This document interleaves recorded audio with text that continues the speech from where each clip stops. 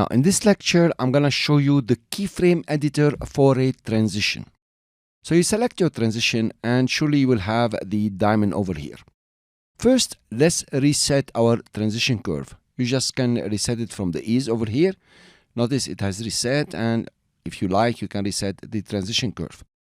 So if you click on the diamond over here, that's a keyframe, you will be in the keyframe editor for the transition. Mind you guys, if you come to clip here, you notice that show keyframe editor and show curve editor are shaded out.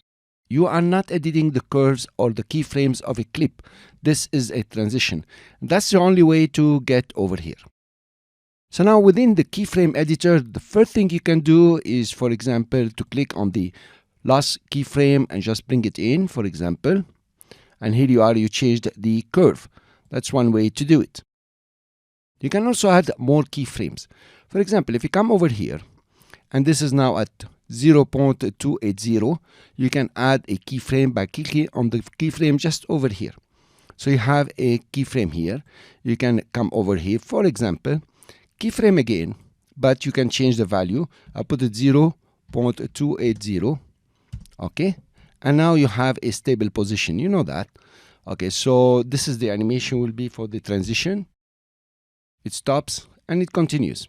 Now there are so many things that you can do here playing with the keyframes, and it's extremely interesting. For example, if I come in the middle, somewhere in the middle in between these two keyframes just here, and I can keyframe again and give it a bigger value. Here you are. Now if you look at the curve here is going up, down and up. Of course, the down is going to go backward.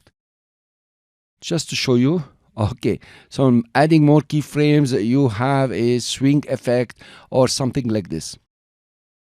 Now let's say you want to delete these keyframes. Well, you can position on the playhead and wait for it to be read over here.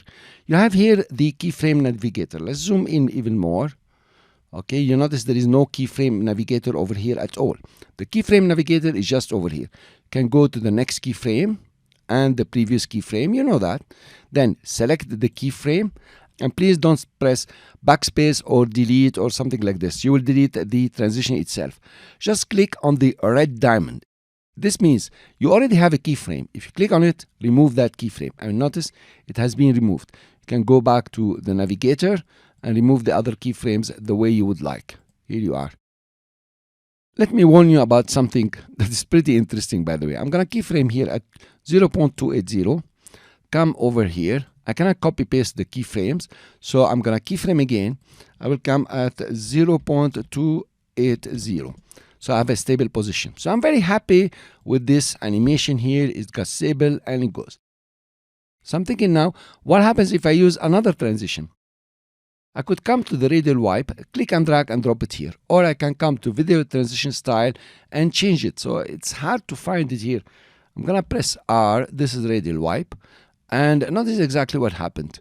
The keyframes have been preserved, and now you have the same animation with a different transition. Here you are. You notice? Not bad at all. Somehow. Let's stop it over here. But now, if you pick, for example, spiral wipe, and you click and drag and drop it on the transition, you click on the diamond again, you notice everything has been reset over here. So changing the style of the transition from the inspector will keep your keyframes. Clicking and dragging will reset everything. In the next lecture, we're gonna go one step ahead and use the curve editor for the transition curve. I will see you then.